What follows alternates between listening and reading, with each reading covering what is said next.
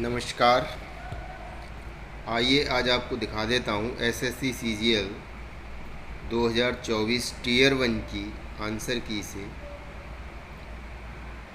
Quantitative section के ऐसे सवाल जो कि 10 से 10 सही के सही गए। ये क्वांटिटेटिव एप्टीट्यूड सेक्शन है, जिसका देखिए पहला सवाल है।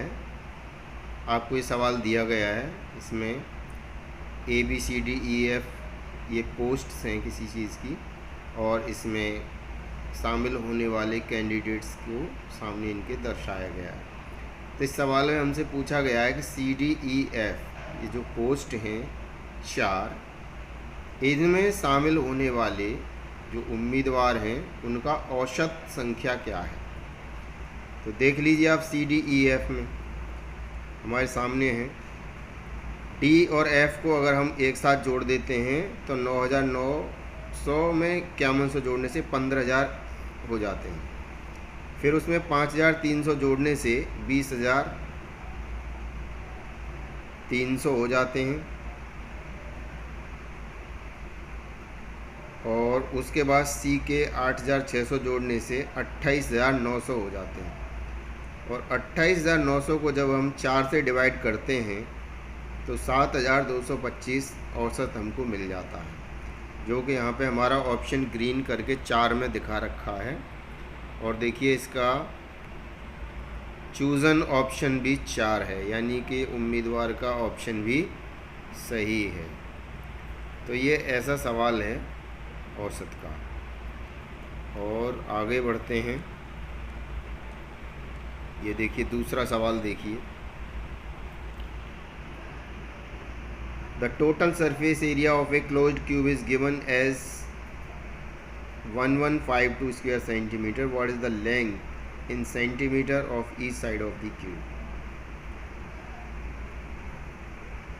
क्यूब की बात कर रहे हैं, यानी घन की बात कर रहे हैं। घन का संपूर्ण क्षेत्रफल 1152 वर्ग सेंटीमीटर है। तो इसकी भुजा की लंबाई पूछ रहे हैं आपसे। तो देखिए जो क्यूब होता है उसकी 6 साइड होती हैं, ऊपर नीचे 2, लेफ़्ट एंड राइट 2, 4 और 2 साइडवेज मिला के 6 साइड हो जाती हैं। तो उसका एरिया कितना हो जाएगा?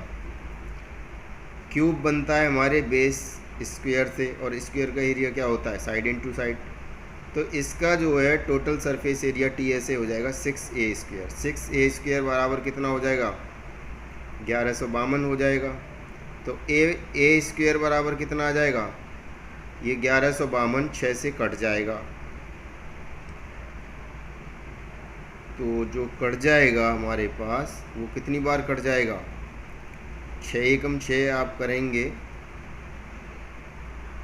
तो 5 बचेंगे, 6 नाम 54 बचेंगे, 1 बचेगा, 6 दूनी 12, यानी 192 बार कट जाएगा। ए स्क्वायर बराबर 192 आ जाएगा। तो 192 जो आता है उसका जब हम स्क्वायर रूट निकालेंगे तो हमें ए मिल जाएगा। और ए जो आएगा वो क्या आएगा? 8√3 आएगा, क्योंकि 8 गुणा 8 64, 64 गुणा 3 अगर हम करेंगे तो 192 हमें मिलता है। इस प्रकार जो दिया गया सही ऑप्शन है वो नंबर 1 ही है, और चूज़न ऑप्शन भी 1 है। तो ये भी सवाल सही का सही है। तीसरा सवाल देखिए कि ये है, 2 inlet pipes P1 P2 can fill a cistern in 20 hours and 30 hours respectively. They were opened at the same time, but pipe P1 had to be closed 5 hours before the cistern was full. How many hours in total did it take for the 2 pipes to fill the cistern? यानी P1 P2 2 inlet pipe हैं किसी cistern के, जो कि उसको 20 घंटे और 30 घंटे में क्रमशः भर सकते हैं। उनको साथ साथ ही खोला जाता है, लेकिन P1 पाइप को 5 घंटे पहले बंद कर दिया जाता है। तो पूरे सिस्टर्न को भरने में दोनों पाइप कितना समय लेंगे? तो देखिए इस सवाल में समझने वाली बात ये है कि जो P1 P2 पाइप हैं इनका फीड रेट जब हम निकालेंगे तो 20 और 30 का एलसीएम कितना आ जाएगा, 60 आ जाएगा। 60 को 20 से डिवाइड करेंगे तो 20 तिया 60 और 30 दूनी 60, यानी P1 पाइप का फीड रेट आ जाएगा 3 यूनिट पर आवर और P2 पाइप का आ जाएगा 2 यूनिट पर आवर। तो इस प्रकार से P1 P2 का इफ़ेक्टिव फीड रेट हो जाएगा 5 यूनिट पर आवर। अब चूंकि हमसे कह दिया गया है कि 5 घंटे पहले P1 पाइप को बंद कर दिया गया, तो 5 घंटे में 5 घंटे पहले जो बंद कर दिया गया है वो कितना हो जाएगा, 3 गुणा 5 यानी 15 यूनिट हमारे पास फीड रेट क्या हो जाएगा, कैरी फॉरवर्ड हो जाएगा।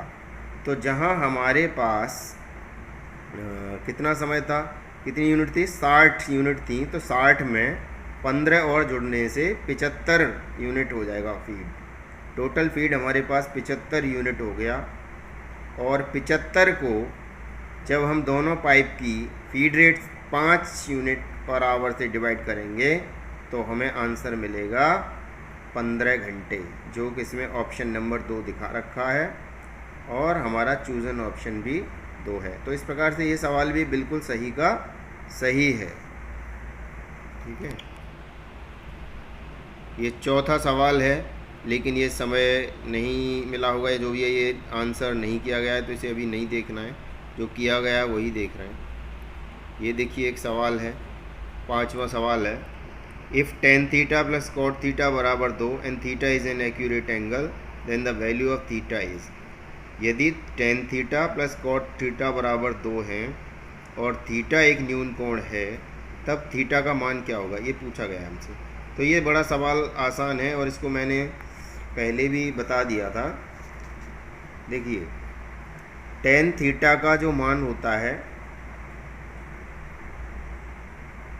वो न्यून कोण के हिसाब से अगर हम देखें तो जो 45 डिग्री एंगल है वो क्या होता है, sin 45 का भी वही होता है और cos 45 का भी वही होता है।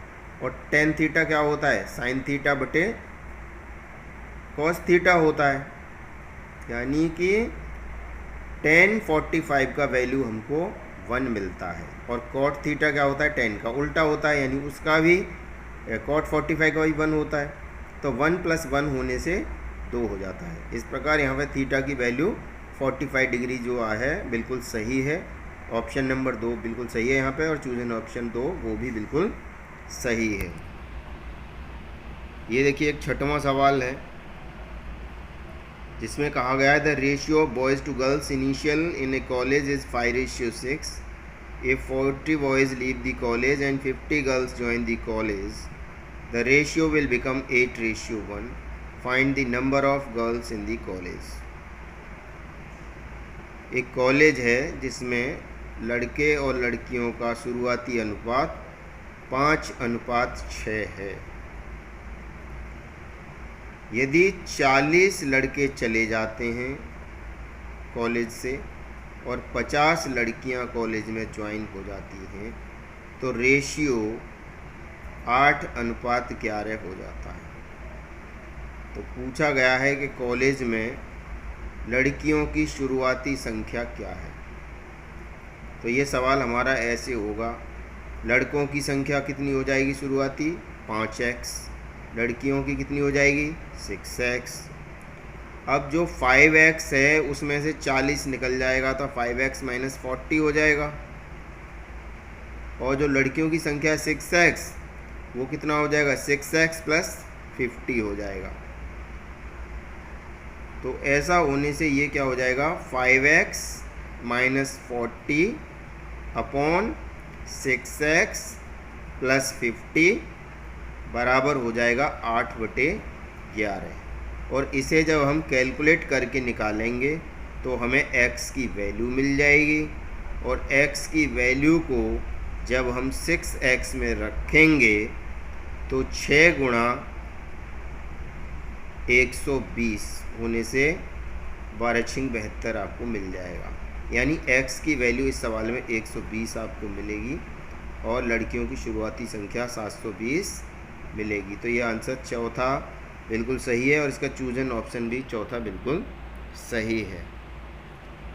ये सवाल 7वां यहाँ नहीं किया गया है तो इसे अभी नहीं देख रहे हैं हम, जो सॉल्यूशन किया गया उसी को देख रहे हैं अभी हम। Which of the following number is not divisible by 8, कौन सा नंबर 8 से विभाजित नहीं होता। तो यहाँ पे देखिए पहला ही नंबर को अगर हम 8 से डिवाइड करने लग जाएं तो 8 9 72 हो गए, 2 बचेगा, आगे 9 आने से 29 हो जाएगा तो 8 3 24 बचेंगे 5, 8 2 7 56 पूरी तरह डिवाइड नहीं हो रहा। तो यानी पहला का पहला नंबर ही पूरी तरह से डिवाइड नहीं हो रहा है, वो ऑप्शन बिल्कुल सही है और चूजन ऑप्शन भी 1 किया हुआ है तो वो भी बिल्कुल सही है। 9वां सवाल यहाँ पे किया गया है तो देखिए यहाँ पे क्या है, इफ़ tan थीटा बराबर 5/8 then find the value of 1 plus cos theta into 1 minus cos theta on 1 plus sine theta into 1 minus sine theta. तो ये हमारा क्या है, सवाल हमारा आधारित हो रहा है ए स्क्वेयर माइनस बी स्क्वेयर वाले सूत्र पर। तो ये जो हमारा मिल रहा है 1 plus cos theta into 1 minus cos theta, ये क्या हो जाएगा 1 माइनस कॉस स्क्वेयर थीटा हो जाएगा और नीचे हो जाएगा 1 माइनस साइन स्क्वेयर थीटा। तो ऊपर हमको क्या मिलेगा, साइन स्क्वेयर थीटा मिलेगा और नीचे हमको कॉस स्क्वेयर थीटा मिलेगा। तो ऐसे होने से साइन थीटा बटे कॉस थीटा क्या होता है, tan थीटा। तो दोनों का स्क्वेयर लगा हुआ है, यहाँ पे हमें मिल जाएगा tan स्क्वेयर थीटा और tan थीटा बराबर क्या दे रखा है 5/8। तो tan स्क्वेयर थीटा बराबर क्या हो जाएगा 5/8 का स्क्वेयर। तो ये हो जाएगा 55 25 बटे 8 64। ऑप्शन नंबर 2 दिया गया है और चूजन ऑप्शन भी दिया गया है। तो ये भी सवाल का उत्तर बिल्कुल सही है। ये 10वां सवाल यहाँ नहीं किया गया है, सिंप्लीफिकेशन का है लेकिन नहीं किया गया, इसे बाद में देखना है। ये भी नहीं किया गया, इसे बाद में देखना है। ये देखिए अगला सवाल किया गया है, इसको देख लेते हैं। A class of 30 students appeared in a test. The average score of 12 students is 62 and that of the rest is 68. What is the average score of the class? एक टेस्ट में सम्मिलित हुए 30 विद्यार्थी, 12 विद्यार्थियों का स्कोर जो औसत है वो 62 है और बाकी जो बचे हैं उनका 68 है। यानी 30 में से 12 निकल गई तो कितने बचे 18। 30 का एवरेज स्कोर है 62 तो 18 का एवरेज स्कोर कितना है 68। What is the average score of the class. तो क्लास का एवरेज स्कोर क्या है। तो पहले वाले केस में हमारा क्या हो जाएगा 12 गुणा 62 हो जाएगा, दूसरे वाले केस में 18 गुणा 68 हो जाएगा। दोनों को जोड़ देंगे, जोड़ के 30 से डिवाइड कर देंगे तो हमको 65.6 मिल जाएगा आंसर। इसमें चूजन ऑप्शन 4 दिखा रखा है और चूजन ऑप्शन 4 और आंसर ऑप्शन भी 4 है तो ये बिल्कुल सही है। फाइंड द गेन परसेंटेज, ये नहीं कर रखा है, इसे बाद में देखेंगे। और अगला सवाल भी नहीं कर रखा है, इसे बाद में देखेंगे। अगला भी नहीं कर रखा है, बाद में देखेंगे। अगला भी नहीं कर रखा है, बाद में देखेंगे। ये भी नहीं कर रखा है, बाद में देखेंगे। और ये यहाँ पे कर रखा है। If the area of a sector of a circle is 462 square centimetre and the central angle is 120 degree then its radius is. एक वृत्त है, उसके सेक्टर का एरिया 462 वर्ग सेंटीमीटर है और केंद्रीय कोण 120 डिग्री है, तो रेडियस हमसे पूछा जा रहा है। तो देखिए क्या होता है, एरिया ऑफ द सेक्टर होता है theta upon 360 degree into pi R square. तो इस वाले फॉर्मूले में जब हम वैल्यू पुट करेंगे तो थीटा की जगह पे आ जाएगा 120, नीचे आ जाएगा 360, तो 120 360 को 3 बार काट देगा, 3 बार काट देगा। और ऊपर है हमारा पाई आर स्क्वायर। तो अब चूंकि नीचे 3 आ रखा है, तो ये 3 462 को गुणा करेगा इधर जाके, और सामने हमारे पास रह जाएगा पाई आर स्क्वायर। तो पाई हमारे पास कितना है, 22/7 होता है। तो नीचे जो 7 है वो भी 462 को जाके गुणा करेगा, और सामने जो 22 है वो इसको 22 दूनी 44, 22 एकम 22, यानी 21 बार काट देगा। तो 21 ये हो गया, और 7 गुणा 3 21 वो हो गया। तो हमारे पास आर स्क्वायर बराबर कितना हो गया, 21 गुणा 21 हो गया। तो आर बराबर कितना हो गया, 21 हो जाएगा, क्योंकि 21 गुणा 21 का स्क्वायर रूट निकालेंगे तो हमारे पास 21 सेंटीमीटर आ जाएगा। तो इसका जो ऑप्शन नंबर 2 है वो बिल्कुल सही है, और चूज एन ऑप्शन नंबर 2 है तो वो भी बिल्कुल सही है। ये सवाल हमारा पाई बेस्ड है, लेकिन नहीं है, इसे बाद में देखेंगे। ये हमारा चार्ट बेस्ड है, इसको भी बाद में देखेंगे, यहाँ नहीं किया है, ये भी नहीं किया है, और ये भी नहीं किया है, ये भी नहीं किया है, ये किया है 24वां सवाल यहाँ पे। तो ये हमारा सवाल जो है बोडमास पर आधारित है। बोडमास क्या कहता है, bracket of division, multiplication, addition and subtraction, उस पर आधारित है। सबसे पहले आपको सबसे छोटा ब्रैकेट हटाना है, फिर मजला हटाना है। सबसे पहले ब्रैकेट हटाने हैं, तो ब्रैकेट का क्रम होता है सबसे छोटा, मजला, बड़ा। ऑफ हटाना है, फिर ब्रैकेट के बाद ऑफ के बाद डिवीज़न हटाना होता है, और डिवीज़न के बाद मल्टीप्लिकेशन के बाद एडिशन, और सबसे आखिर में सब्ट्रैक्शन को करना पड़ता है। तो यहाँ पे देखिए 15 विभाजित 3 गुणा 7 माइनस 8 ऑफ 2 प्लस 6। तो देखिए 8 ऑफ 2 का मतलब है 8 गुणा 2, 8 दूनी 16 हो जाएगा ये। उसके बाद डिवीज़न की बात करेंगे तो 15 3 से 5 बार विभाजित हो जाएगा, इस प्रकार हो जाएगा 5 7 35 हो जाएगा, 35 और 6 41 हो जाएगा। 41 में से 16 निकालेंगे हम तो 25 बचेगा। तो इस प्रकार से ये पहला ऑप्शन जो आ रहा है बिल्कुल सही है, और चूज एन ऑप्शन भी पहला सही है। तो ये जो दिखाया गया है यहाँ पे 10 सवाल अटेम्प्ट किए हैं, लेकिन 10 के 10 बिल्कुल सही हैं। तो इसे हम कहते हैं 10 आउट ऑफ 10। भाई 36 सेकंड मिलते हैं एक सवाल के लिए, अगर इतने कम समय में 10 सवाल भी हो जाएं, 10 के 10 भी सही के सही हो जाएं, तो इससे बड़ी बात और क्या होगी।